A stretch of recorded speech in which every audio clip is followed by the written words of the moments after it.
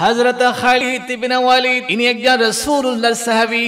ইনি ইসলামের ইতিহাসের মধ্যে শতাধিক যুদ্ধের মধ্যে নেতৃত্ব দিয়েছেন। একটা যুদ্ধ হলে খালিদ ইবনে ওয়ালিদ নেতৃত্ব দিত। খালিদ ইবনে ওয়ালিদ নেতৃত্ব দিত, তার নেতৃত্বে মুসলমানরা বিজয় লাভ করত। এইভাবে যুদ্ধের মধ্যে নেতৃত্ব দিতে দিতে একদিন যুদ্ধ করা অবস্থায় হযরতে খালিদ ইবনে ওয়ালিদ রাদিয়াল্লাহু তাআলা আনহু উনি টুপি মোবারক তালাশ করছিলেন, যুদ্ধ বন্ধ করে দিলেন। ওনাকে আরেকজন এসে আঘাত করছে, মারছে। যুদ্ধ যখন শেষ হলো, সাহাবীরা জিজ্ঞাসা করলেন, হে খালিদ ইবনে ওয়ালিদ, আপনি যুদ্ধের ময়দানে কোনোদিন মার খান নাই, কিন্তু আজকে দেখলাম যুদ্ধের মাঝখানে হঠাৎ করে আপনি যুদ্ধ বন্ধ করে দিলেন। আপনি এই যে আঘাত করা বন্ধ করে দিলেন, আপনাকে তারা আঘাত করেছে, এইটা কি কারণে বলুন? খালিদ ইবনে ওয়ালিদ দুই চোখের পানি ছেড়ে দিয়ে বলে, ও আমার সঙ্গীরা, আমার বন্ধুরা, শোনো, আমি এতদিন যুদ্ধের মধ্যে নেতৃত্ব দিতাম।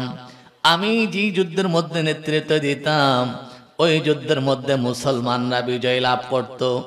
আমার কোনো বীরত্বের কারণে নয়, আমার কোনো সাহসিকতার কারণে নয়, আমার কোনো মনোবলের কারণে নয়। আমি যেই টুপিটা পরতাম, ওই টুপির মধ্যে আমার নবীর একটা চুল মোবারক ছিল।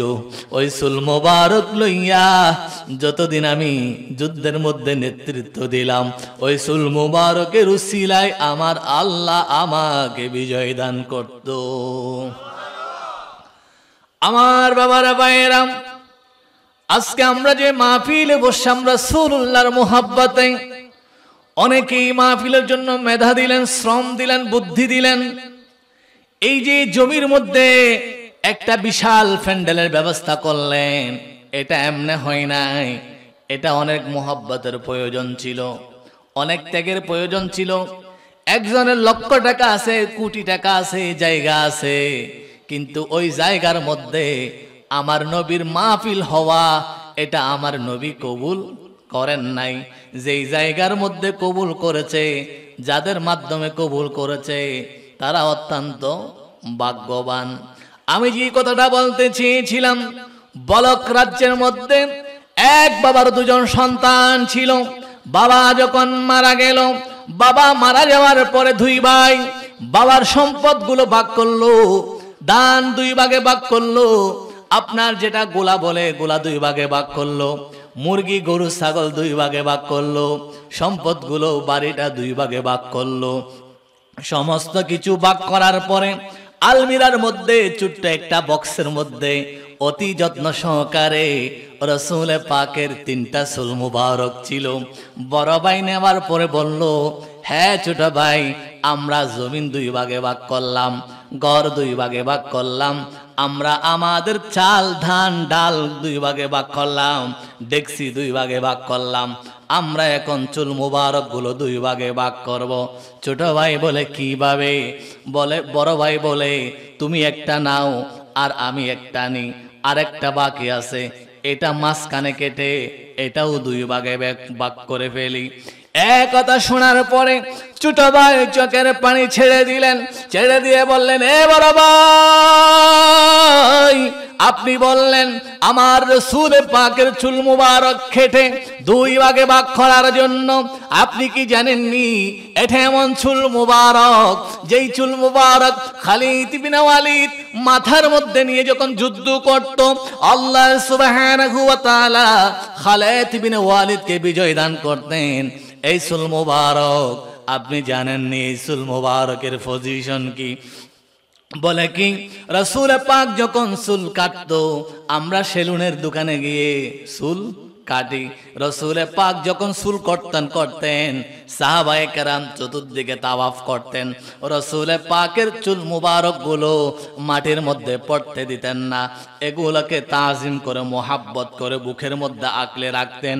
এবার ছোট ভাই বলে, এ বড় ভাই, আপনি জায়গাটা দুই ভাগে ভাগ করেছেন, ঘর দুই ভাগে ভাগ করেছেন, আপনি গোয়াল ঘরের গরুগুলো দুই ভাগে ভাগ করেছেন, ধান জমি চাল সবগুলো দুই ভাগে ভাগ করেছেন। খোদা কি কসম, আমি আমার রাসূল পাকের চুল মুবারকটা মাঝখানে কর্তন করতে দিব না, কাটতে দিব না। আমি আমার জানের চাইতে বেশি রাসূল পাকের এই চুল মুবারককে মোহাব্বত করি।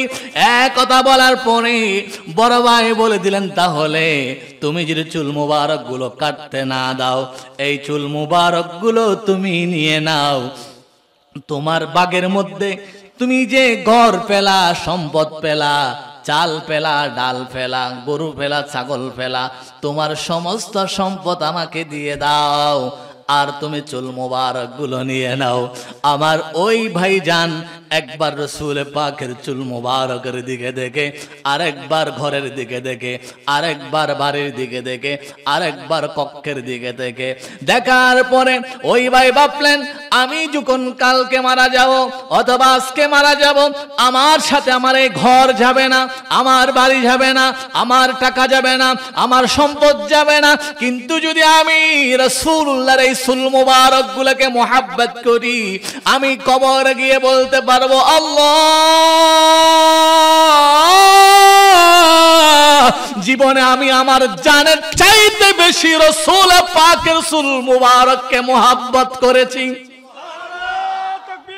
আল্লাহ, ইয়া রাসূলুল্লাহ, ইয়া রাসূলুল্লাহ, জিন্দাবাদ। চুল মুবারক গুলো কাটার জন্য আমি কাটবো না, কারণ আমি আমার নবীর চুল মুবারককে আমার জানের চাইতে বেশি ভালোবাসি। আমাদের সমাজের মধ্যে মানুষ দুই প্রকার। এক প্রকার মানুষ সব কিছুর বিনিময়ে আল্লাহ এবং রাসূলকে পেতে চায়, আরেক প্রকারের মানুষ অহংকার করে এই মাহফিল থেকে, মসজিদ থেকে, আল্লাহর ঘর থেকে বান্দাদেরকে দূরে রাখতে চায়। এইরকম মানুষ তখনও ছিল। এক প্রকার মানুষ ছিল আল্লাহ এবং রাসূলমুখী। ওই ছোট ভাইটা অত্যন্ত রাসূল পাককে মোহাব্বত করতেন, ভক্তি করতেন, তাজিম করতেন। এবার ছোট ভাই বলে দিল, আমি রাসূল পাকের চুল মুবারকের উপর আপনার বিলেট ছুরি বসাতে দিব না। বড় ভাই বললেন, ঠিক আছে, তাহলে তুমি যদি রাসূল পাকের চুল মুবারককে এতই মোহাব্বত করো, তোমার ঘরগুলো আমাকে দিয়ে দাও, তোমার রুমটা আমাকে দিয়ে দাও, তুমি যেই সম্পদ পেলা ওই সম্পদগুলো আমাকে দিয়ে দাও। রাসূল পাকের ওই উম্মত একবার বাড়ি ঘরের দিকে তাকাই, আর একবার রাসূল পাকের চুল মুবারকের দিকে তাকাই। চুল মুবারক গুলো যেন ওই যুবকের সাথে কথা বলা শুরু করে দিল। যুবক, তোমার মতো যুবক হাজারো আছে, লক্ষ আছে, কোটি আছে, সবাই রাসূল পাকের চুল মুবারককে মোহাব্বত করতে পারে না। এ যুবক, দুনিয়াকে লাথি দিয়ে দাও, আমি রাসূল পাকের চুল মুবারককে মোহাব্বত করো, আমি চুল তোমাকে সুপারিশ করে জান্নাতে নিয়ে যাব। এই যুবক হঠাৎ করে যেন তার শুনতে পেলেন চুল মুবারক গুলো যেন তার সাথে কথা বলছে। এবার যুবক ডেকে ডেকে বলে, এ বড় ভাই, গরু দিয়ে দিলাম, বাড়িও দিয়ে দিলাম, বিঠা দিয়ে দিলাম, ক্ষেতের জমিন দিয়ে দিলাম, ধানের ভাগ দিয়ে দিলাম, ছালের ভাগ দিয়ে দিলাম, ডালের ভাগ দিয়ে দিলাম। এ বড় ভাই, আমার যত সম্পদ আছে আমি সব সম্পদগুলো তোমাকে দিয়ে দিলাম।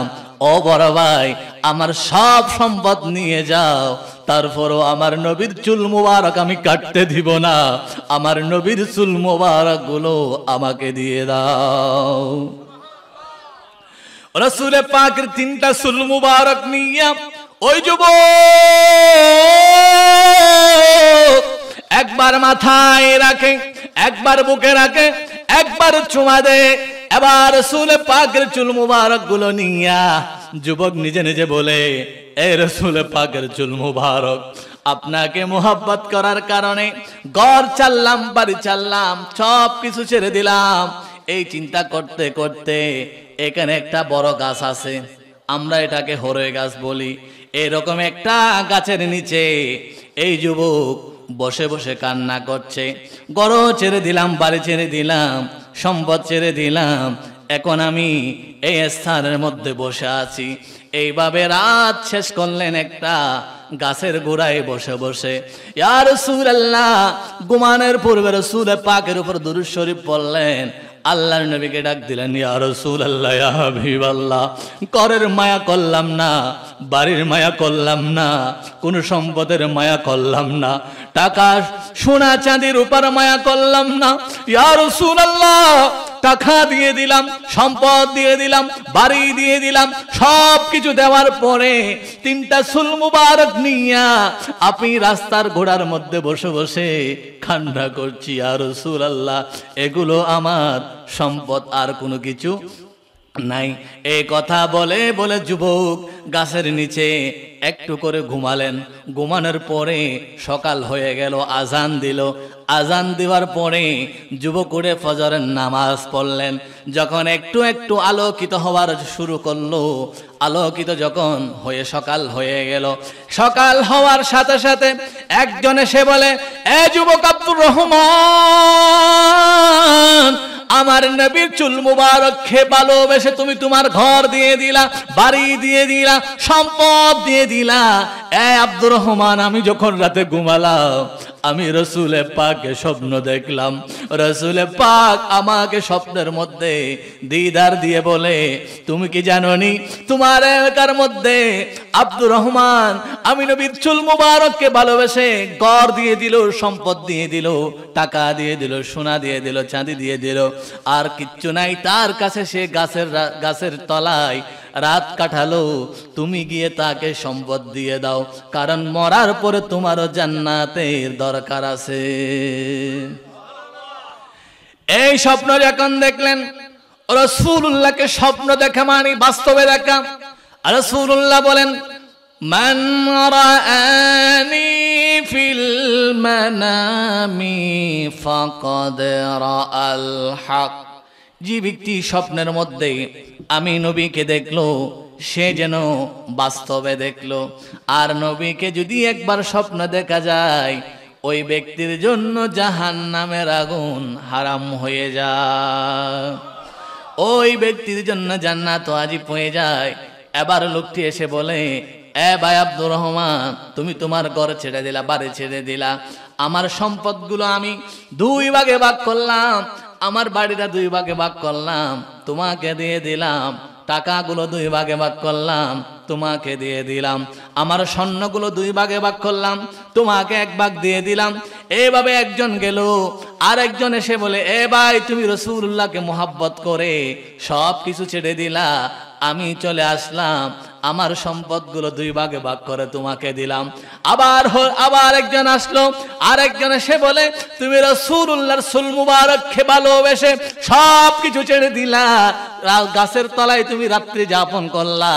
ও ভাই, আমার সম্পদগুলো আমি 2 ভাগে ভাগ করলাম, 1 ভাগ আমি রাখলাম, আর 1 বার তোমাকে দিয়ে দিলাম। এইভাবে 1 ঘন্টা 2 ঘন্টা যেতে না যেতে ওই যুবকের সম্পদের পাহাড় হয়ে গেল। রাসূলুল্লাহর চুল মুবারককে ভালোবাসার কারণে আমার আল্লাহ ওই যুবককে সম্পদশালী বানিয়ে দিলেন। কেউ যদি আমাদের সমাজে রাসূলুল্লাহর বিরোধিতা করে, রাসূলুল্লাহর মিলাদুন নবীর মাহফিলের বিরোধিতা করে, আমরা যদি ভক্তি নিয়ে, শ্রদ্ধা নিয়ে, মোহাব্বত নিয়ে রাসূল পাকের এই মিলাদুন নবী মাহফিলকে ভালোবাসি, আমরা যদি রাসূলুল্লাহকে মোহাব্বত করি, রাসূলুল্লাহর মোহাব্বত নিয়ে যদি বাবা আমরা টাকা পয়সা খরচ করি, সময় ব্যয় করি, আমার আপনার হায়াতটাকে ইমানি হায়াত বানিয়ে দিবেন, জান্নাতি হায়াত বানিয়ে দিবেন একজন, তিনি কে? তাহলে আমার বাবারা, ভাইয়েরা, আমরা এই সংক্ষিপ্ত আলোচনার আলোকে আমরা জানতে পারলাম, দুনিয়ার মধ্যে যদি সুখ চাই, শান্তি চাই, প্রশান্তি চাই, সম্পদ চাই, এই যে দুনিয়ার মধ্যে যে সম্পদ আছে, শান্তি আছে, প্রশান্তি আছে, এগুলো দেওয়ার মালিককে? আর একটু জোরে বলি, এগুলো দেওয়ার মালিককে? আমরা আল্লাহর জিকিরটা, আল্লাহর নামটা আর একটু ঈমানি আওয়াজে, বুলন্দ আওয়াজে বলি, আমাদের হায়াতের মালিককে। আর একটিবার বলি, আমাদেরকে যেই সম্পদ দিলেন এই সম্পদ দেওয়ার মালিককে। আমার বাবারা, ভাইয়েরা, আপনি যদি রাসূলুল্লাহর উপরে মুহাব্বত নিয়ে, ভক্তি নিয়ে, তাজিম নিয়ে যদি আপনি আপনার হায়াতটা অতিবাহিত করতে পারেন, আমার আল্লাহ দুনিয়ার মধ্যে আপনাকে সুখী মানুষ বানাবেন, পরকালের মধ্যে আমার আল্লাহ আপনাকে জান্নাতি বানাবেন। অনেক মানুষের লক্ষ টাকা আছে কিন্তু শান্তি নাই। অনেক মানুষের কোটি কোটি টাকার নিচে বসবাস করে, একদিনে 1000 কোটি টাকা ইনকাম করে, কিন্তু তার কাছে শান্তি নাই, প্রশান্তি নাই। যার অন্তরের মধ্যে আমার নবীর প্রেম আছে, সে যদি গাছতলায় বসে থাকে, আমার আল্লাহ তার হৃদয়কে প্রশান্তি দিয়ে ভরপুর করে দেন। এজন্য আল্লাহ সুবহানাহু ওয়া তাআলা সূরা আলে ইমরানের মধ্যে 31 নং আয়াতের মধ্যে বলেন, কুল ইন কুনতুম তুহিব্বুনাল্লাহা ফাত্তাবিউনি ইউহিব্বুকুমুল্লাহু ওয়া ইয়াগফির লাকুম যুনুবাকুম ওয়াল্লাহু গফুরুর রহিম। একটিবার জবান খুলে বলি আল্লাহু আকবার। আল্লাহ ডাক দিয়ে বলেন, বান্দা,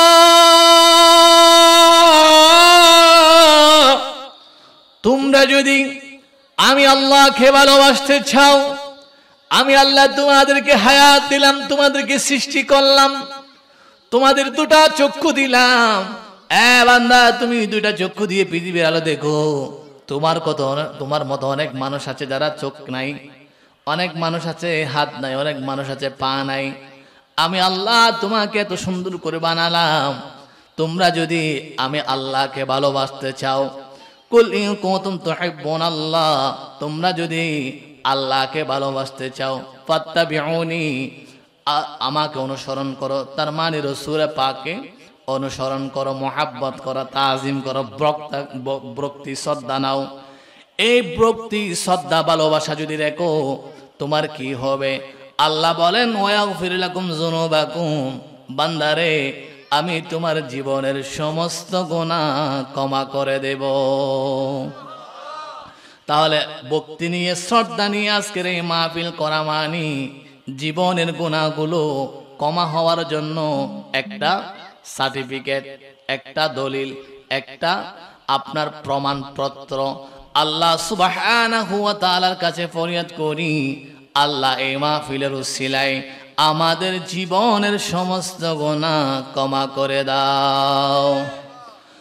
এবার আপনি মাহফিল করলেন, এ বাবা, এই মাহফিল করার কারণে আল্লাহ সুবহানাহু ওয়া তাআলা আসমানের ফেরেশতাদেরকে ডাক দিয়ে বলেন, এ ফেরেশতারা, কোন বান্দাগুলো আজকে আনোয়ারা বরুমসরা এলাকার সুলতান আহমদের নতুন বাড়ির জমিনের মধ্যে মাহফিলের প্যান্ডেল বানিয়ে যারা আল্লাহু আকবার বলল, সুবহানাল্লাহ বলল, আলহামদুলিল্লাহ বলল, তারা কারা?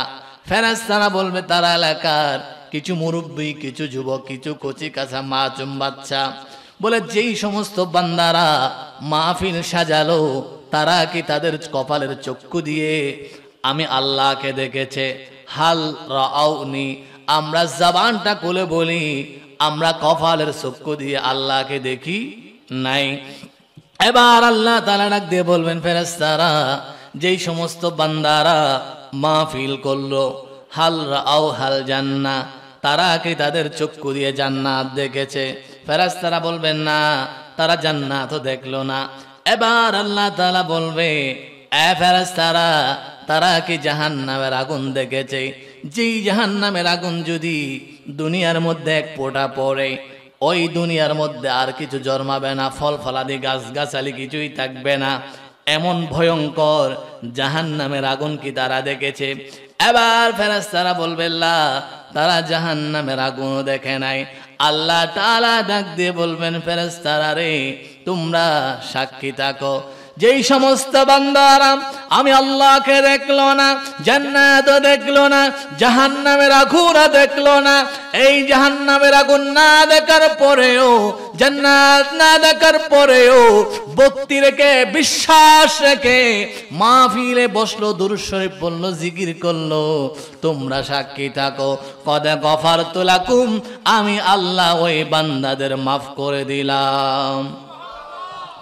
এবার আমরা জবানটা খুলে বলি, আমাদের গুনাহ মাফ হওয়ার দরকার আছে কিনা? ওরে বাবা, গুনাহ নিয়ে যদি কবরে যান কি হবে জানেননি?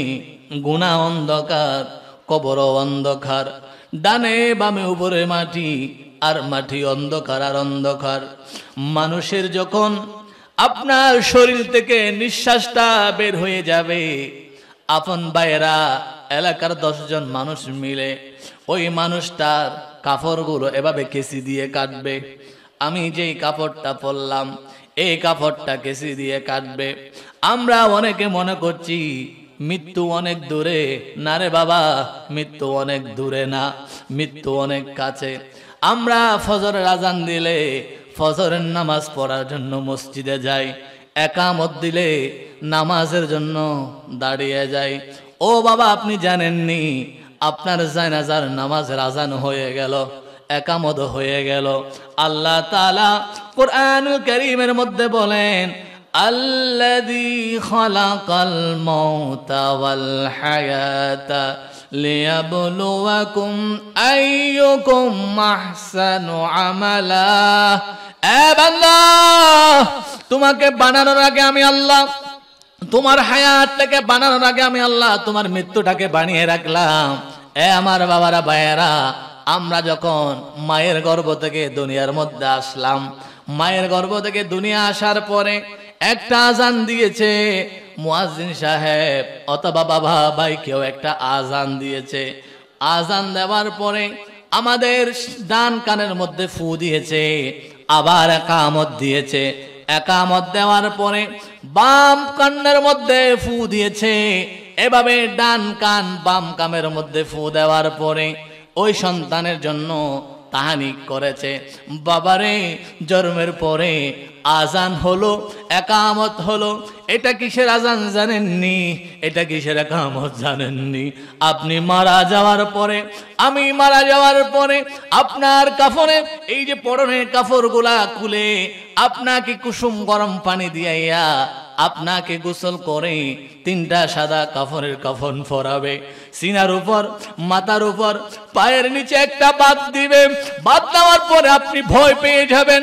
আপনি খাটিয়া থেকে চিৎকার করবেন, এ আমার ছেলে, আমার পরিবার, আমার সমাজ আমাকে এভাবে কাফনের কাফন কেন পরালা? আমার মাথার উপর কেন বাত দিলা? আমার সিনার উপর কেন বাত দিলা? আপনি কাটিয়া থেকে চিৎকার করবেন। আপনার ওই চিৎকার আপনার স্ত্রী শুনবে না, আপনার ছেলে শুনবে না, আপনার মেয়ে শুনবে না। আপনার চিৎকার না শুনে তারা আপনাকে কবরস্থানের দিকে নিয়ে যাবে।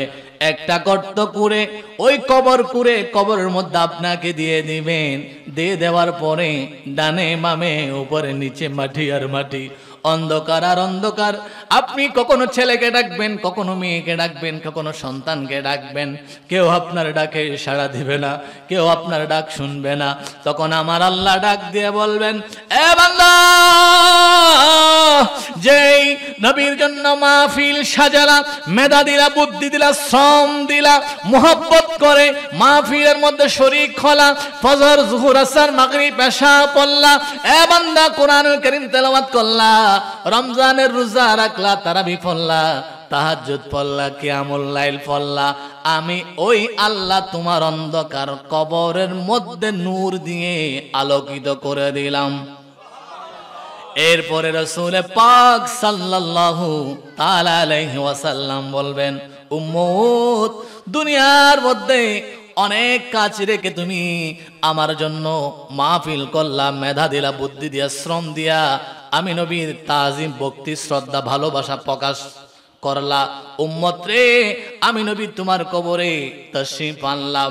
নবীজি কবরে আসার সাথে সাথে আপনার কবরকে, আমার কবরকে আলোকিত করে দিবেন তিনি কে? এখন আমরা কোরআন এবং হাদিসের আগে একটা একটা পয়েন্ট শুনবো আমার এই বিষয়ের আলোকে। আমার জীবনে শান্তি, প্রশান্তি পাওয়ার জন্য কি কি করতে হবে, এই কথাগুলো আমি একটা একটা পয়েন্ট আকারে বলবো। সকলে বলি ইনশাআল্লাহ। আমাদের বাংলাদেশের মধ্যে অনেক জায়গা আছে, যেমন পটি একটা আছে কি শান্তির হাট। আসলে কি শান্তির হাটে অনেকে মনে করে বউ বাজার। বউ বাজারে কি বউ পাওয়া যায়? অনেক বাসকালে একটা আছে প্রেম বাজার। তো প্রেম বাজারে কি প্রেম পাওয়া যায়? না, প্রেম বাজারে প্রেম নাই, বউ বাজারে বউ নাই। তেমনি ভাবে শান্তির হাটেও শান্তি নাই। আজকে আমাদের প্রধান অতিথি আসলেন ঢাকা থেকে। আমি ঢাকা একবার মাহফিলে গেলাম, শান্তিবাগ। ঢাকা একই জায়গায় আপনার রাজারবাগের পাশে আছে একটা শান্তির বাগ, আর একটা আছে শান্তিনিকেতন, আর একটা আছে শান্তিনগর। তিনটা একই জায়গার মধ্যে।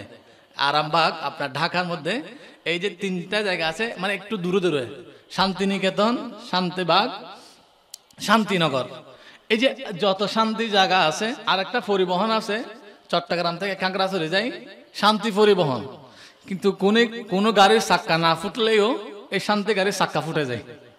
আপনি এই যে ইয়া থেকে আপনি অক্সিজেন থেকে যারা সাজেক যায়, ওরা শান্তি গাড়ি ব্যবহার করে, কিন্তু কোনো গাড়ির চাক্কা না ফুটলেও শান্তি গাড়ির চাক্কা ফুটে যায়।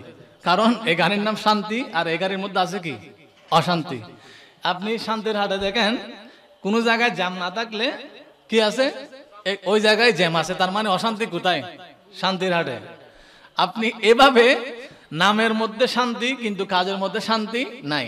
এখন আমরা দেখব রাসূলুল্লাহ কোরআনে হাদিসে কি কি কাজ করলে আসলে বউ বাজারে যেমন বউ পাওয়া যায় না, প্রেম বাজারে যেমন প্রেম পাওয়া যায় না, শান্তির হাটে যেমন শান্তি পাওয়া যায় না, শান্তিনগর, শান্তিনিকেতন, শান্তিনগরে যেমন শান্তি পরিবহন যেভাবে শান্তি পাওয়া যায় না, তেমনি ভাবে অনেক এই যে আমরা শান্তি পাওয়ার জন্য কাজ করি, আসলে শান্তি পাওয়া যায় না। যেমন আপনি একজনের শান্তির জন্য, একজন আরামের জন্য 1000 টাকা ধার দিলেন। এই টাকা ধার দেওয়ার পরে তার সাথে আপনার কি হয়ে যায়? অশান্তি শুরু হয়। এতদিন আপনি শান্তি ছিলেন, 1000 টাকা শান্তির জন্য দিলেন, মহব্বতের জন্য দিলেন, এরপর থেকে কি হয়ে যায়? অশান্তি শুরু হয়। এবং আমরা দেখবো আমাদের জীবনটা কিভাবে শান্তিময়, প্রশান্তিময় হবে। আমরা জুড়ে জুড়ে বলি, আমাদের জীবনটাকে প্রশান্তময় করার মালিককে আল্লাহ। আমার বাবারা, ভাইয়েরা, এই যে আমরা শান্তি, আরবি হচ্ছে সাকিনা। সাকিনা কিভাবে পাওয়া যায়? আমাদের অনেকের মেয়ের নাম আছে সাকিনা। সাকিনা মানে শান্তি। আপনার এই জীবনে আপনি শান্তি কিভাবে পাবেন? আমার বাবারা, ভাইয়েরা, যুবক ভাইয়েরা, একজন সাহাবী কোরআনুল কারীম তেলাওয়াত করছিলেন। কোরআনুল কারীম তেলাওয়াত করার সময় আমাদের ঘরের উঠানে কতগুলো গরু বাঁধা আছে না? এই যে বরুমসারা এলাকার আপনার গরুর পাশে গোয়ালের মধ্যে কি বাঁধা আছে? আপনারা এমন ভাবে দেখছেন, গরুর নাম শুনেন নাই? আপনাদের বাড়ির পাশে উঠানে গরু বাঁধা নাই? এই একজন সাহাবীর এরকম বাড়ির পাশে উট বাঁধা ছিল। উট বেঁধে উনি রাত্রে কি করছেন?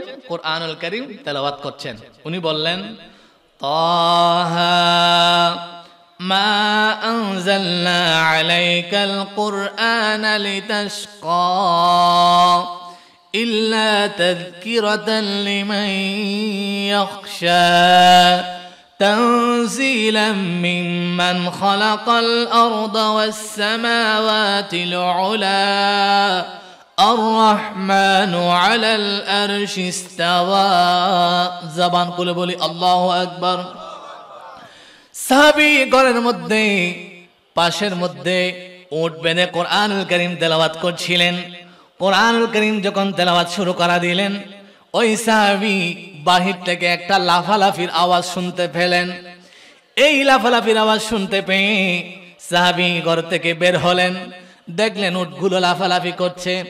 উনি ভয় পেয়ে গেলেন। উনি দৌড়ে দৌড়ে রাসূলুল্লাহর দরবারে গেলেন।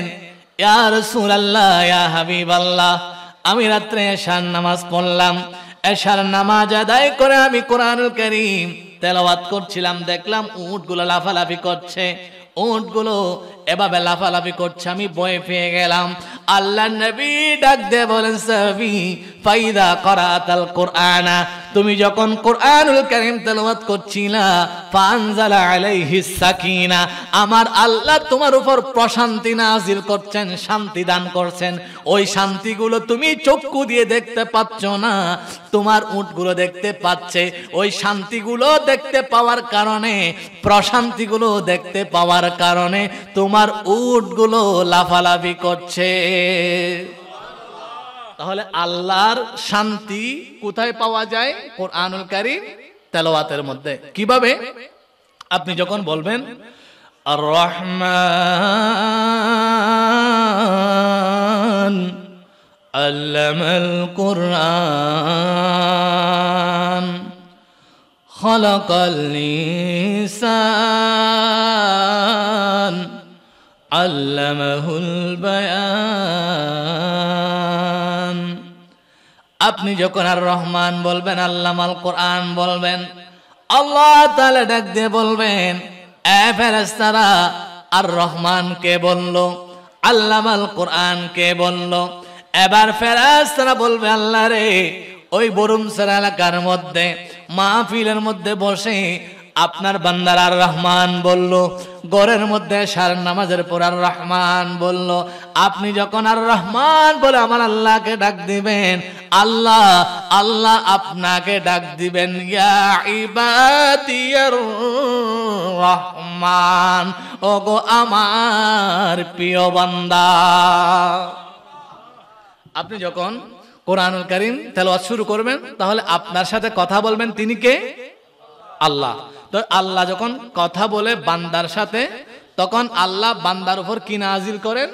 সাকিনা, প্রশান্তি। এবার আসুন, তাহলে আমরা প্রশান্তি পাওয়ার জন্য এক নম্বরে কি করতে হবে? কোরআনুল কারীম তেলাওয়াত করতে হবে। অনেক মানুষ আছে ডিপ্রেশনের মধ্যে, হতাশার মধ্যে ভুগে, চাকরি হয় নাই, বিদেশ যেতে পারে নাই, অভাব। এজন্য কি করে? নাউজুবিল্লাহ, অনেক বিশ্ববিদ্যালয়ের ছাত্রকে দেখা যায় অনার্স মাস্টার্স পাশ করার পরে যখন চাকরি না পায়, এদিকে ঘোরাঘুরি করে যখন হতাশ হয়ে যায়, তখন একটা রশি দিয়া, একটা দড়ি দিয়া, রশি দিয়া গলার মধ্যে আটকিয়ে আত্মহত্যা করে। যদি বলি না নাউজুবিল্লাহ। আসলে চাকরি না পাওয়ার কারণে আত্মহত্যা করা কি যাবে? আত্মহত্যা করা কি মহা পাপ, হারাম। এ হায়াতের মালিক আমি নন, এ হায়াতের মালিক কে? তো আল্লাহর দেওয়া হায়াতটাকে আপনি নিজে নিজে কি করতে পারবেন না, শেষ করতে পারবেন না। তাহলে এই যে প্রশান্তি, শান্তি পাওয়ার জন্য আমাদের কি করতে হবে? সাকিনা কিভাবে অর্জন করব? আল্লাহকে, আপনাকে আল্লাহকে একটু চিনতে হবে। আল্লাহকে কিরকম ভাবে চিনবেন আপনি? আপনি যদি আপনার যদি ফ্যাট ব্যথা হয়, অনেকের ফ্যাট ব্যথা হয় কিডনির এই অসুস্থতার কারণে। আপনি যখন যাবেন, ডাক্তার যদি বলবে, পরীক্ষা নিরীক্ষা যদি দিয়ে বলে আপনার একটা কিডনি নষ্ট হয়ে গেল, 2 মাস পর আবার গেলেন, ডাক্তার পরীক্ষা গেলে দেখলো আপনার 2টা কিডনি কি হয়ে গেল, নষ্ট হয়ে গেল। এখন 2টা কিডনির দাম কত? কেউ 1 কোটি বিক্রি করে, কেউ 2 কোটি, কেউ 3 কোটি। কিন্তু আল্লাহ যে কিডনি দিলেন, এই কিডনি 1000 কোটি দিয়ে বান্দা বানাতে পারে না। এখন কিডনি যার চলে যায়, ড্যামেজ হয়, তাকে ডায়ালিসিস করাতে হয়। যতগুলো খায় এগুলো আবার ফ্যাপ দিয়ে রক্ত কি করতে হয়। ডায়ালিসিসের রোগী কি আপনারা দেখেছেন? ডায়ালিসিসের রোগী কেউ দেখেন নাই? আল্লাহ তাআলা আপনাদেরকে হেফাজত করুক, এই ডায়ালিসিস রোগ থেকে আল্লাহ আমাদেরকে হেফাজত করুক। না দেখাইলে ভালো, তবে দেখলে বুঝবেন জীবন কি। আপনি 1 গ্লাস পানি খাবেন, ওইটাও মেপে খেতে হবে। মানে কয় গ্রাম পানি খাবেন, ওইটাও আপনাকে মেপে খেতে হবে। আপনি কয় গ্রাম চা খাবেন, কয় গ্রাম ভাত খাবেন, ওইটাও কি করতে হবে? মেপে মেপে খাইতে হবে। আপনার কিডনির মধ্যে ড্যামেজ হয়ে গেলে। আচ্ছা, আপনি বলছেন হুজুর আমি বুরুম ছাড়া থাকি, আমার মতো গরিব কেউ নাই, কোন রকম খাই। এখন আমি যদি আপনাকে বলি, ভাই বাবা, ও ভাই, আপনার কিচ্ছু নাই, চাকরি নাই, বিদেশ যেতে পারছেন না, এই জন্য আপনি হতাশ হচ্ছেন, আল্লাহ আপনাকে 2টা কিডনি দিছে, আমি 2 কোটি টাকা দিব, আমাকে 2টা কিডনি দিয়ে দিন। এরকম কেউ আছে? আপনারা কথা বল, 2 কোটি টাকা দিয়ে কিডনি দিবে এরকম কেউ আছে? নাই।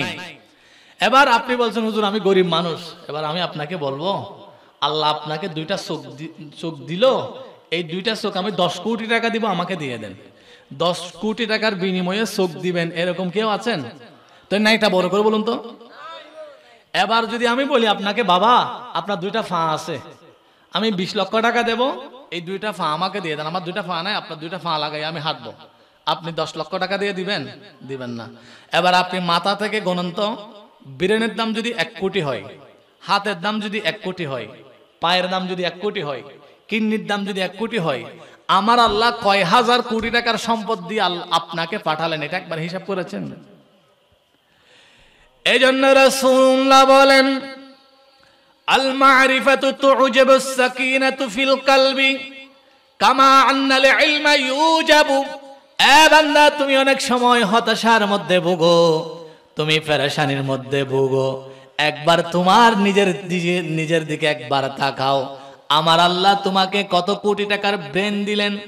অনেক সময় দেখা যায় অনেক সুন্দর পুরুষ, অনেক সুন্দরী মহিলা রাস্তার মধ্যে পাগলামি করছে, হায়রে দেখলাম তার সম্পদের কোনো অভাব নাই, তার সৌন্দর্যের কোনো অভাব নাই, কিন্তু পাগল হয়ে রাস্তার মধ্যে উলঙ্গ দৌড়াদৌড়ি করছে। এবার যদি আল্লাহকে প্রশ্ন করি, আল্লাহ আমাকেও মাথা দিলা, এই সুন্দর পুরুষটাকেও মাথা দিলা, আমাকে হাত দিলা তাকেও হাত দিলা, আল্লাহ আমাকে পা দিলা তাকেও পা দিলা, আমাকে ফেট দিলা তাকেও ফেট দিলা, আমি কাপড় পরিধান করে সুন্দরভাবে চলাফেরা করছি, আমি চাকরি করছি, ব্যবসা করছি, ক্ষেত কামার করছি, কিন্তু এই পাগল একবার বরুণ সারা রাস্তার মাথা যায়, আরেকবার আনোয়ারা সাতরে সমনি যায়, আরেকবার শহরে যায়, উলঙ্গ এদিক থেকে ওই দিক দিকে ঘোরাফেরা করে। আল্লাহ আপনাকে ডাক দিয়ে বলবে, বান্দারে, ওই বান্দাকে আমি সৃষ্টি করলাম, তোকেও সৃষ্টি করলাম, কিন্তু ওই বান্দার মাথার যে ব্রেন আছে, ওই ব্রেনটা আমি আল্লাহ অসুস্থ করে পাঠালাম।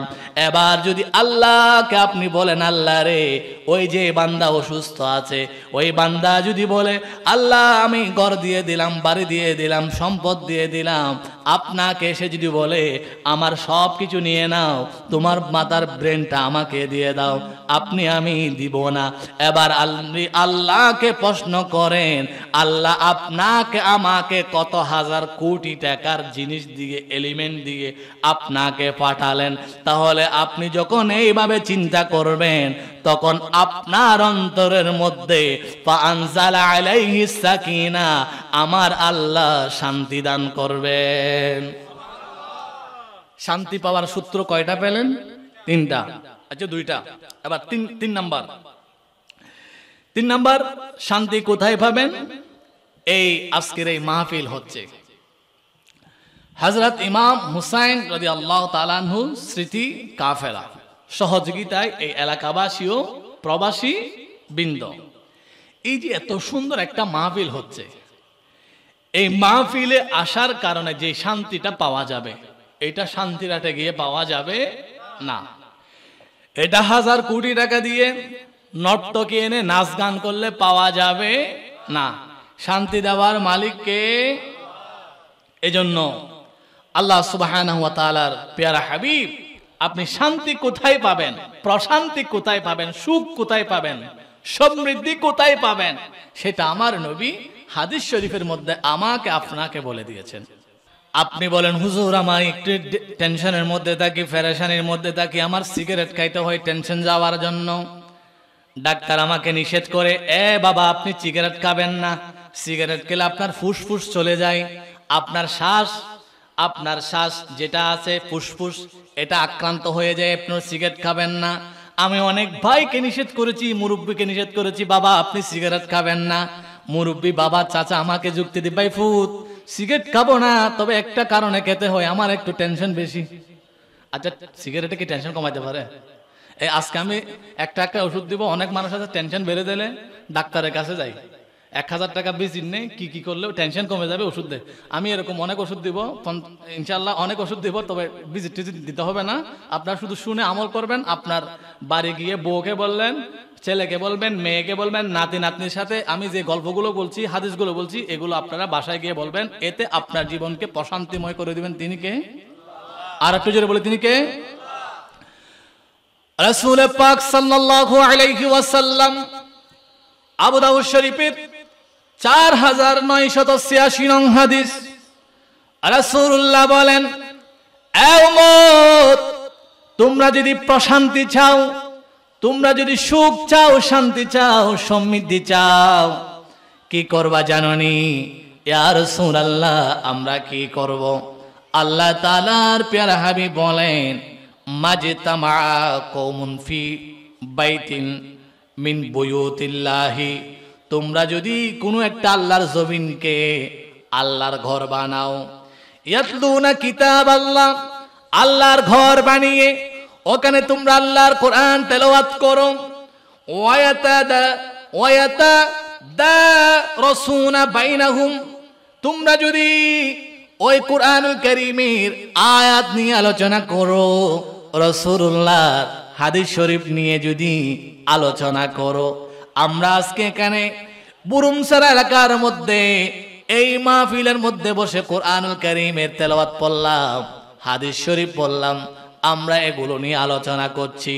রাসূলুল্লাহ বলেন, এ উম্মত, তুমি যদি আল্লাহর জমিনকে কখনো মাহফিল বানাও, কখনো মাদ্রাসা বানাও, তোমরা দুজন বসে বসে যদি কোরআনুল কারীমের কথা বলো, তোমরা যদি দুজন বসে বসে রাসূল পাকের হাদিসের কথা বলো, আল্লাহ তাআলা ইল্লা নাযালাত আলাইহিমুস সাকিনা, তোমাদের উপর স্পেশাল প্রশান্তি দান করবেন।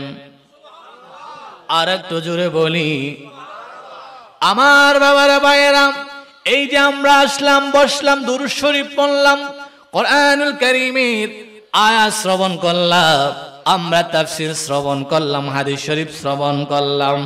আল্লাহ তাআলার প্যারা হাবিব বলেন, এ উম্মত, এটা করার কারণে আমার আল্লাহ তোমার পরিবারের উপর, তোমার পরিবারের উপর, সমাজের উপর আল্লাহ তাআলা রহমত, বরকত, মাগফিরাত, নাজাত, সাকিনা, শান্তি দান করবেন। এখন আমরা এটা কম করি, আমরা কি করি? দুজন এক হলে আমরা কোরআন শরীফের কথা বলি না, হাদিস শরীফের কথা বলি না, আমরা বলি অমুকের ঘরের মধ্যে কালকে ঝগড়া হয়েছে, অমুকের বউ অমুককে জুতা দিয়ে পিটাইছে, তুমি এটা জানো নি? একটা ঘরের মধ্যে কোনো সমস্যা হলে এটা সকাল হওয়ার আগে চায়ের দোকানে চলে যায়, অথচ আল্লাহ তাআলা কোরআনের মধ্যে বলেন, ওয়ালা তাজাসসু ওয়ালা ইয়াগতাব বা'দুকুম বা'দা, বান্দারে আরেকজনের দোষ নিয়ে আরেকজনের দোষ তালাশ করিও না, আরেকজনের দোষ খুঁজিও না। এই যে এখানে মাহফিল করলাম, মাহফিল করার পরে, মাহফিল করার কারণে এলাকার মানুষ দুই ভাগে ভাগ হবে। এক ভাগ মানুষ এই মাহফিলের মধ্যে সে বরকত হাসিল করবে, এলাকার মানুষ, এক শ্রেণীর মানুষ এই মাহফিলের মধ্যে সে নিয়ামত হাসিল করবে, গুনাহ মাফ করাবে, আল্লাহর কাছে কাঁদবে, কোরআন শরীফ শুনবে, হাদিস শরীফ শুনবে। আর এক প্রকারের মানুষ চায়ের দোকানে বসে বসে সমালোচনা করবে, বলবে এটা মাহফিল নি, এসানি তেসানি ফেসানি, এরকম বলে বলে সমালোচনা করবে। আল্লাহ তাআলা বলেন, ওয়ালা তাজাসসু ওয়ালা ইয়াগতাব বা'দুকুম বা'দা, এ বান্দা, আরেকজনের যদি সমালোচনা করো, আরেকজনের প্রতি যদি হিংসা রাখো, ওই আল্লাহর বান্দা তুমি মুহাব্বত, তাজিম, সাকিনা, শান্তি পাবে না। তুমি যদি কোরআনুল কারীমের তেলাওয়াত শুনো, আমার আল্লাহ তোমার উপর সাকিনা, শান্তি দিবেন। তাহলে কয়টা বললাম? 3টা। এবার আসুন 4 নাম্বার, প্রশান্তি পাওয়ার জন্য, শান্তি পাওয়ার জন্য আমাদের কি করা দরকার? 4 নাম্বারের মধ্যে আমাদের শান্তি, প্রশান্তি পাওয়ার জন্য নামাজ পড়া দরকার। আমার বাবারা ভাইয়েরা, অনেক যে আমি কথা বললাম, অনেক বুড়ো বাবাকে বলি, বাবা আপনি সিগারেট খাবেন না, বলে ভাই ফুত আমার সিগারেট খাইতে হয়, আমার একটু টেনশন বেশি। বাবা, সিগারেট দিয়ে টেনশন কমানো যায় না। রাসূলুল্লাহ একবার বেলালকে ডাকলেন, ফানাদা বিলাল, বেলালকে ডাকলেন, বেলাল আযিন, তুমি আজান দাও। আজান দেওয়ার জন্য হযরতে বেলালকে বললেন। বেলাল ডাক দিয়ে বলেন, ইয়া রাসূলুল্লাহ, ইয়া হাবিবাল্লাহ, এখন তো ফজর, আসর, জোহর, আসর, মাগরিব, এশা কোনো ওয়াক্ত নাই, এটা কিসের আজান দিব? আল্লাহর নবী বলেন, ও বেলাল, আজান দাও, আমি একটু নামাজ আদায় করব, আমার হৃদয়ের মধ্যে একটু অশান্তি আসছে, আমি আজান দাও, আমার আল্লাহর সাথে কথা বলবো, আমার আল্লাহর সাথে কথা বলে আমি আমার অশান্ত মনটাকে প্রশান্তময় করে নিব। একবার অশান্ত হৃদয়কে প্রশান্তময় কিভাবে করে, অসুস্থ হৃদয়কে কিভাবে প্রশান্তময় করে, হযরতে শের খুদা আলী রাদিয়াল্লাহু তাআলা আনহু একবার যুদ্ধ করতে গেলেন। যুদ্ধ করতে করতে ওনার শরীরের মধ্যে বিশাল একটি তীর এসে ঢুকে গেল। ওই তীর ঢুকে যাওয়ার পরে শের খুদা আলী বিষাক্তের কারণে চেহারা মুবারক লাল হয়ে গেল, চক্ষু বেয়ে বেয়ে পানি পড়ে। সাহাবীরা অনেক চেষ্টা করলেন, তীরটা বের করতে পারছেন না। শের খুদা আলী অনেক ব্যথা পাচ্ছেন। যখন আজান হলো, নামাজের সময় হলো, শের খুদা আলী নামাজে দাঁড়িয়ে গেলেন। নামাজে দাঁড়িয়ে যাওয়ার পরে তার সঙ্গীরা নামাজে দাঁড়ানোর পরে ওই বিশাল তীরটা বের করে ফেললেন।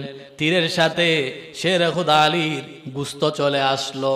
শের খুদা আলীর নামাজ যখন শেষ হলো, সাহাবীদেরকে ডাক দিলেন, আইরার রাকামি, আমি যে তীরবিদ্ধ হলাম, আমি যে পায়ের মধ্যে তীরবিদ্ধ হলাম, এই তীরটা কোথায়? এবার সাহাবীরা বলে, ইয়া খলিফাতুল মুসলিমিন শের খুদা আলী, আপনি যখন কুনতা তুসাল্লি, আপনি যখন নামাজের মধ্যে ছিলেন, আমরা তীরটা নিয়ে নিলাম। শের খুদা আলী চোখের পানি ছেড়ে দিয়ে বলেন, খুদা কি কসম, এই তীরটা বের করার জন্য অনেক চেষ্টা করেছিলা, কিন্তু আমি ব্যথার কারণে এই তীরটা বের করতে পারো নাই। আল্লাহর কসম করে বলি, এই তীরটা যে বের করলা, বের করার সময় আমি নামাজে ছিলাম, আমি আমার আল্লাহর সাথে কথা বলছিলাম, আমি আল্লাহকে দেখে দেখে আল্লাহর সাথে আমি দিদার করছিলাম, আল্লাহর সাথে কথা বলছিলাম।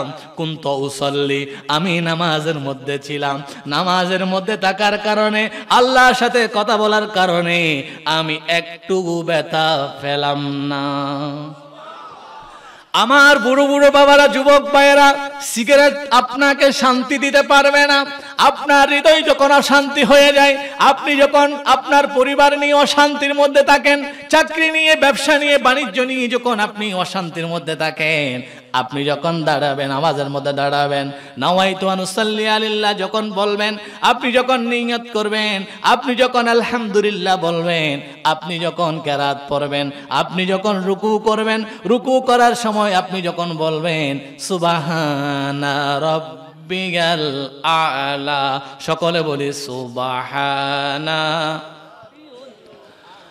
আপনি যখন সুবহানা রাব্বিয়াল আ'লা বলবেন, আল্লাহ ডাক দিবে, এ ফেরেশতারা, সুবহান কে বললো, রাব্বিয়াল আ'লা কে বললো?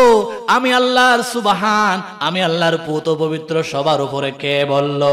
এ কথা বলার পরে ফেরেশতারা বলবে, আল্লাহ বরুমসর এলাকার ওই বান্দাটা অনেক পেরেশানির মধ্যে আছে, ঋণের মধ্যে আছে, হতাশার মধ্যে আছে, আল্লাহ রে ঋণ থেকে মুক্ত পাওয়ার জন্য, অশান্তি থেকে প্রশান্তি পাওয়ার জন্য তোমার দরবারে সেজদা দিল। এখন আমরা ঋণ হলে মানুষের কাছে গিয়ে গিয়ে হাত পাতি, এ ভাই 10টা টাকা দাও, 20টা টাকা দাও, আমার সন্তান বিদেশ যাবে, কিছু দাও। আমরা ঋণ নিয়ে সমিতির মধ্যে ভর্তি হয়। সমিতিতে ভর্তি হওয়ার আগে আপনি কখনো 2 রাকাত নামাজ পড়ে আল্লাহর কাছে চেয়েছেননি, আল্লাহ রে সন্তানের জন্য টাকা প্রয়োজন, আল্লাহ রে পরিবারের জন্য টাকা প্রয়োজন। আল্লাহ আমি ক্যাট করতে যাচ্ছি, অল্প আমার ইনকাম, আমি গরু পালন করি, ছাগল পালন করি, এই অল্প ইনকাম দিয়ে আমার 10 জন পরিবারের মধ্যে সন্তান পালতে হয়।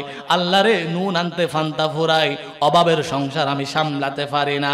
আল্লাহ এজন্য আমার ঋণ হয়ে যায়, মানুষের কাছে হাত পাততে হয়। এমন যখন অবস্থা হয় আল্লাহর নবী আপনাকে আমাকে ডেকে ডেকে বলেন, বান্দারে অভাবের মধ্যে পড়লে মানুষের কাছে কি হাত পাতিস না, ঋণ নিস না, সুদ দিয়ে ঋণ গ্রহণ করবি না। আল্লাহ কি করব? আল্লাহ আপনাকে ডেকে ডেকে বলেন, বান্দারে ওয়াইদা সাআলতা ফাসআলিল্লাহ ওয়াইদা ইসতাআনতা ফাসতাইন বিল্লাহ। সম্পদ যদি চাইতে হয় নামাজ পড়ে, তাসবিহ পড়ে, কোরআন তেলাওয়াত করে আল্লাহর কাছ থেকে চেয়ে নে। আমার বাবারা ভাইয়েরা, এজন্য রাসূলুল্লাহ সাল্লাল্লাহু আলাইহি ওয়াসাল্লাম বলেন, এ বেলাল আযিন, তুমি আযান দাও। বেলাল বলেন, ইয়া রাসূলুল্লাহ আমি কিসের আযান দিব? রাসূলুল্লাহ ডেকে বলেন, বেলাল ফারিহনা বিসসালাহ, ফারিহনা বিসসালাহ। আমি নামাজের মধ্যে দাঁড়াবো। নামাজ দাঁড়ানো মানে আল্লাহর সাথে কথা বলা। আমি আমার নবীর এই অশান্ত হৃদয়টাকে নামাজের মাধ্যমে আল্লাহর সাথে কথা বলে প্রশান্তময় করে নিব। এখন অনেক মানুষ মুখ কালো করে ফেলবে, বলবে হুজুর আমার একটা মাত্র ছেলে, এই ছেলের জন্য অনেক শখ করে বউ আনলাম, এই বউ আনার পরে আমার ঘরে যত অশান্তি ছিল সবগুলো আজিরার নদী দিয়ে চলে গেল। এরকম ঘর আছে না? বিয়ের আগে অনেক শান্তি, ঘরের মধ্যে বউ একটা আনলে অশান্তি কি হয়? শুরু হয়। এরকম অনেক পরিবার আছে। অনেক বাবা বলে হুজুর, কান্নাকাটি করে বলে হুজুর আমার সন্তান আগে আমাকে সালাম করত, বিয়ে করার পরে আমার সন্তান আমাকে সালাম করা ছেড়ে দিয়েছে। এরকম সন্তান মনে বুরুম ছাড়াতে কম আসেনি? আওয়াজ দিয়ে আপনারা যে একেবারে চুপ করে আসেন, এরকম সন্তান আল্লাহ তাআলা কমাই দেখ। আমরা দোয়া করি, সকলে বলি আমিন। আমার বাবারা ভাইয়েরা, প্রশান্তি কোথায় পাওয়া যায়? অনেকে আমাকে বলবেন হুজুর আপনি বললেন বিবাহ করার পরে শান্তি পাওয়া যায়, প্রশান্তি পাওয়া যায়, কিন্তু যেদিন আমি বিবাহ করলাম আমার জীবনে যত শান্তি ছিল সবগুলো চলে গেল। আপনি বলবেন হুজুর আমার ঘরের মধ্যে বউ আনার পরে, আমার সন্তানকে বিবাহ করার পরে আমার সন্তান আবার আমার মুখের দিকে ভালোভাবে তাকায় না, শুধু বউ আর শাশুড়ি নিয়ে থাকে। আবার অনেক স্ত্রী আসার কারণে ঘর থেকে ওদের আচরণে বরকত চলে যায়। এজন্য রাসূলুল্লাহ বলেন, এ উম্মত তোমার ঘরের মধ্যে বিবাহের কারণে শান্তি হবে, প্রশান্তি হবে। ইয়া রাসূলুল্লাহ কিভাবে প্রশান্তি হবে? আমার চাচা আমাকে বলল হুজুর আমি একটা গাছ রোপণ করলাম, এই গাছ থেকে ফল হলো, ফলগুলো সবগুলো পোকা, সবগুলো বোকা। আমি আবার আপনাকে বলি চাচা আপনি কি বীজ লাগাইছেন? বলে হুজুর এমনি দোকান থেকে একটা বীজ নিয়ে আসলাম, বীজের মধ্যে অনেক উন্নত জাতের বীজ আছে যেগুলো বীজ থেকে চারা হলে পোকা হয় না।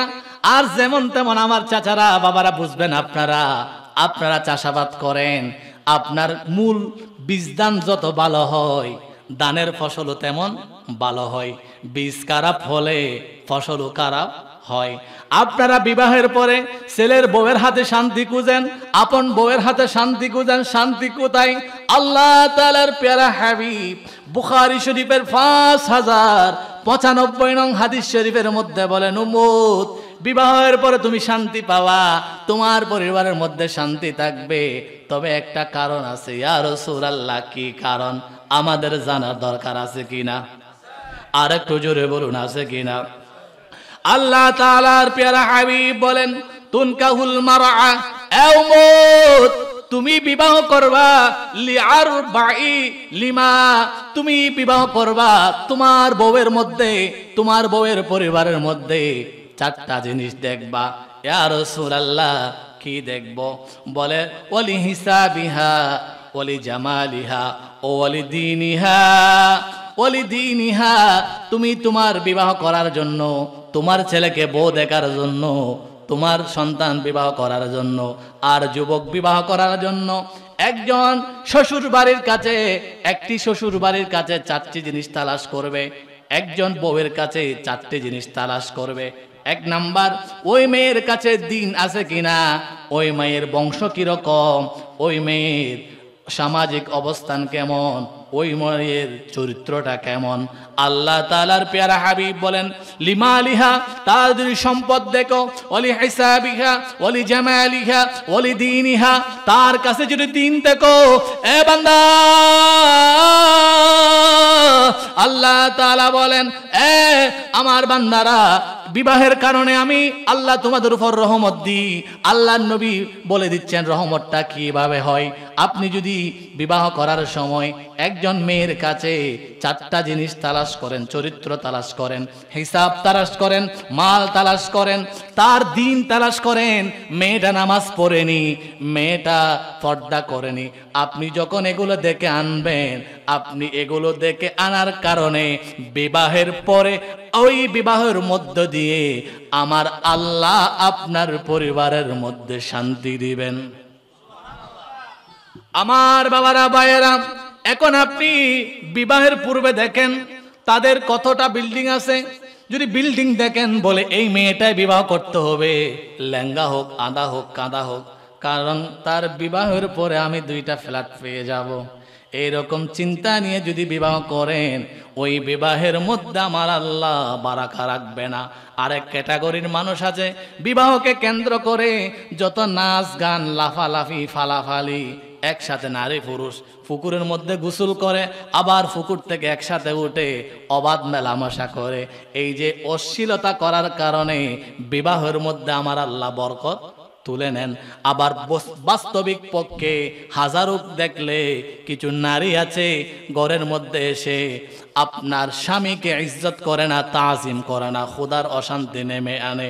এজন্য আমরা আল্লাহর কাছে দোয়া করি, রব্বানা হাব লানা মিন আজওয়াজিনা ওয়া যুররিয়াতিনা কুররাতু আয়ুনিন ওয়াজআলনা লিল মুত্তাকিনা ইমামা। একবার বলি আমিন, আরো জোরে বলি আমিন। তাহলে 6টা বললাম, আমাদের ব্যক্তিগত এবং সামাজিক পারিবারিক জীবনে প্রশান্তি পাওয়ার জন্য 6টা পয়েন্ট বললাম। 7 নম্বর, আমাদের অনেক মানুষ আছে শুধু গীবত নিয়ে, পরনিন্দা নিয়ে, হিংসা নিয়ে, বিদ্বেষ নিয়ে পড়ে থাকে। যত হিংসা বিদ্বেষ নিয়ে পড়ে থাকবেন, তত আল্লাহ তাআলা আপনাকে কি করবেন? অপমানিত করবেন। মনে করুন এই যে একটা মাহফিল হলো, এই মাহফিলের মধ্যে কিছু মানুষ মোহব্বত করে আসবে, আর কিছু মানুষ এই মাহফিলকে কি করবে? হিংসা বিদ্বেষ করবে। এই মাহফিলকে বিদ্বেষ করে তারা মসজিদে গিয়ে কি করবে? নামাজ পড়বে। এরকম মানুষ আছে না? আল্লাহ তাআলার পেয়ারা হাবিব বলেন, ইন্নাল হাসাদা ইয়াকুলুল হাসানাতু কামা তাকুলুন নারুল খাতাব। তুমি মসজিদে গিয়ে, তোমার বাপের দাদার মসজিদে গিয়ে নামাজ পড়ছো, এলাকার মসজিদে গিয়ে নামাজ পড়ছো, আরেকজনের পিছনে গোতাগুতি করছো, তুমি আবার আরেকজনের পিছনে লেগে আছো, হিংসা নিয়ে, বিদ্বেষ নিয়ে, গীবত নিয়ে তুমি পড়ে আছো। আল্লাহ তাআলা বলেন, আয়ুহিব্বু আহাদুকুম আইয়াকুলা লাহমা আখিহি। এ বান্দা, আরেকজনের প্রতি হিংসা রাখা, বিদ্বেষ রাখা, আরেকজনের গীবত করা, সমালোচনা করা মানে কি জানোনি? সমালোচনা করা হচ্ছে আরেকজন ভাইয়ের, মরা ভাইয়ের গোশত খাওয়া। হুজুর, মরা ভাইয়ের গোশত কিভাবে খায়? আমরা তো ভাইকে দাফন করে দিই। একদিন এই যে সামনে রমজান আসছে, আল্লাহ সুবহানাহু ওয়া তাআলা আমাদেরকে 30 রমজান, 30 তারাবি, 30 সাহারি কবুল করুক। একজন রাসূলুল্লাহ সাহাবীর 2জন মেয়ে ছিল, তারা রোজা রেখেছে। আল্লাহর নবী বলেন, এ সাহাবী, তোমার ঘরের মধ্যে তোমার 2জন মেয়ে রোজা রেখেছে, আমি রাসূলুল্লাহ নিষেধ করছি তোমার এই 2 মেয়েকে আজকে ইফতার করার জন্য নিষেধ করবা। মাগরিবের আজান হলো, ইফতারের সময় হলো, ওই 2জন মেয়ে ইফতার করলো না। আসার পরে সাহাবী রাসূলুল্লাহ দরবারে এসে বলেন, ইয়া রাসূলুল্লাহ, আমার দুজন মেয়েগুলা ইফতার না করার কারণে ক্ষুধা লেগেছে, তারা কি ইফতার করবে? এবার রাসূলুল্লাহ বলেন, তোমার দুইজন মেয়েকে ডাকো। ওই দুইজন মেয়েকে ডাকলেন। দুইজন মেয়েকে ডাকার পরে রাসূলুল্লাহ একটা তালা নিয়া বললেন, তোমরা এখানে বমি করো। বমি যখন করলেন, মেয়েগুলোর পেট থেকে বড় বড় গোশতের টুকরো বের হয়ে আসছে। আল্লাহর নবী বলেন, আমার সাহাবীর কন্যা, এগুলো গোশত তোমরা সারাদিন খেয়েছো? ওই মেয়েগুলো বলে, ইয়া রাসূলুল্লাহ, খোদা কি কসম, আমরা গোশত খাই নাই, আমরা রোজা রেখেছি। আল্লাহর নবী বলেন, আমার সাহাবীর কন্যা, তোমরা রোজা রেখেছো ঠিক আছে, কিন্তু রোজা রেখে তোমরা আরেকজন ভাইয়ের সমালোচনা করেছো, গীবত করেছো। আর আমার আল্লাহ কোরআনের মধ্যে বলেন, আইয়ুহিব্বু আহাদুকুম আইয়াকুলা লাহমা আখিহি, অপর ভাইয়ের গীবত করা মানে কি খাওয়া? গোশত খাওয়া। আল্লাহ কোরআনে যেভাবে বলেছেন তোমরা গীবত করেছো, এটা গীবত করো নাই, তোমার মরা ভাইয়ের গোশত খেয়েছো। এই গোশতগুলো দেখো, এগুলো হচ্ছে তোমাদের গীবতের ফল। নাউজুবিল্লাহ। আমার বাবারা, এজন্য গীবত করা যাবে না, হিংসা করা যাবে না। অমুক মাহফিল করছে, আমি করছি না, আমি এই জন্য হিংসা করব। অমুকের টাকা হলো, জায়গা নিল, বিল্ডিং করলো, আমি করতে পারলাম না, এই জন্য আমার হিংসা করলো। এই হিংসা করা যাবে না। কারণ আপনি যদি হিংসা নিয়া আপনি যদি নামাজে দাঁড়ান, আপনি যদি রোজা রাখেন, আল্লাহ তাআলার প্যারা হাবিব বলেন, ইন্নাল হাসাদা ইয়াকুলুল হাসানাত। আপনি যদি 1000 রাকাত নামাজ পড়েন, 1000 রোজা রাখেন, আরেকজন ভাইকে যদি একটু হিংসা করেন, এই হিংসা করার কারণে আল্লাহর নবী একটা চমৎকার উদাহরণ দিলেন। আমরা জানি গতকাল ঢাকার মধ্যে 3 জায়গায় আগুন লেগেছে, চট্টগ্রামের মধ্যে 2 জায়গায় আগুন লেগেছে। ঢাকার মধ্যে আগুন লেগে 50 জন মানুষ মারা গেল। বাবা, আগুন যখন লাগে বিশাল আকারের লাগে নাকি একটু করে লাগে? একটা আগুনের ফুটা বিশাল বিল্ডিং কে ধ্বংস করে দেয়। আল্লাহর নবী বলেন, 30 বছর নামাজ পড়লা, 30 বছর রোজা রাখলা, তোমার আমলের পরিমাণ অনেক বেশি হলো। এই আমলের পরিমাণ যখন বেশি হলো, উম্মত চায়ের দোকানে বসে, ঘরের বারান্দায় বসে, উঠানে বসে, রাস্তায় বসে, গাড়িতে বসে আরেকজনের ভাইয়ের নামে তুমি গীবত করেছো, হিংসা করেছো। আর এই হিংসা করার কারণে আমার আল্লাহ তোমার নামাজগুলা শেষ করে দেন। নাউজুবিল্লাহ বলুন না। কি রকম শেষ করে দেন? বাবারা, ভাইয়েরা, এক ফুটা আগুন যেভাবে বিশাল বিল্ডিং কে মুহূর্তের মধ্যে ধ্বংস করে দিতে পারে, এক ফোঁটা হিংসা 1000 বছরের নামাজকে, এক ফোঁটা আগুন যেভাবে বিশাল ঘরকে ধ্বংস করতে পারে, এক ফোঁটা হিংসা 100 বছরের নামাজকে ধ্বংস করে দেয়। নাউজুবিল্লাহ। আল্লাহ পাক রব্বুল আলামিন আমাদের পরিবারকে, সমাজকে, আমাদেরকে গীবত থেকে, হিংসা থেকে হেফাজত রাখু। আর আমি যে আলোচনাগুলো করলাম, আমার আলোচনার 2টা পয়েন্ট ছিল। একটা পয়েন্ট হচ্ছে আমাদের কি করা দরকার। এই আলোকে আমি 5টা কথা বলেছি। আমাদের সব কিছু দিয়ে রাসূলুল্লাহ সাল্লাল্লাহু আলাইহি ওয়াসাল্লামকে ভালোবাসা দরকার। এই ভালো আমরা কিভাবে বাসবো, আমি এই ভালোবাসার কথা বলতে গিয়ে কোরআনুল কারীমের সূরা আল ইমরানের 31 নং আয়াত এবং কয়েকটা হাদিস শরীফ বলেছি। এই আলোকে আমার প্রথম পার্ট, দ্বিতীয় পার্ট ছিল আমাদের ব্যক্তিগত, সামাজিক, পারিবারিক জীবনকে কিভাবে সুন্দর করা যায়, সুখী করা যায়, সমৃদ্ধ করা যায়। আমি তো এখানে অনেকবার ওয়াজ করলাম, এটা 6ষ্ঠ বারের মতো। তবে আলহামদুলিল্লাহ 6ষ্ঠ বার, 6 বারে আমি আপনাদের সম্মুখে কথা বলার জন্য আল্লাহ তাআলা আমাকে তৌফিক দিয়েছেন। আমি ভুলি, এই জন্য প্রধান অতিথি আসছেন, আমি আর একটা শব্দও বলবো না। তবে যে কথাগুলো বলতে চেয়েছিলাম, পরিবারকে, ব্যক্তিগত জীবনকে সুখী সমৃদ্ধময় করার জন্য আমি যে পয়েন্টগুলো বললাম, বলতে বলতে আমি 7টা পয়েন্ট বলেছি। একটা পয়েন্ট বলেছি তারফু বিল্লাহ, আল্লাহর সাথে বেশি বেশি পরিচয় হওয়া, আর তেলাওয়াতুল কোরআন, কারণ রাসূলুল্লাহ বলেন ফাইদা করাতাল কোরআনা ফাআনজালা আলাইহিস সাকিলা। আর একটা হচ্ছে নামাজ, রাসূলুল্লাহ বলেছেন ফাআরিহনা আলাইহিনা বিসসালাহ। আর এভাবে রাসূল পাকের উপর দুরূদ শরীফ পড়া, তাসবিহ পড়া, জিকির করা, হিংসা বিদ্বেষ না রাখা, এগুলো হচ্ছে আমাদের ব্যক্তিগত পারিবারিক সামাজিক জীবনটা সুন্দর হওয়ার অন্যতম মাধ্যম। এগুলো যার জীবনে যেই সমাজের মধ্যে থাকবে ওই সমাজের মধ্যে শান্তি বিরাজ করবে। আমি যে ক্ষুদ্র সময়ে আমার ক্ষুদ্র জ্ঞানে সংক্ষিপ্ত সময়ে যে কথাগুলো বললাম এগুলো আমাকে এবং আপনাদেরকে আমল করার জন্য তৌফিক দান করুক।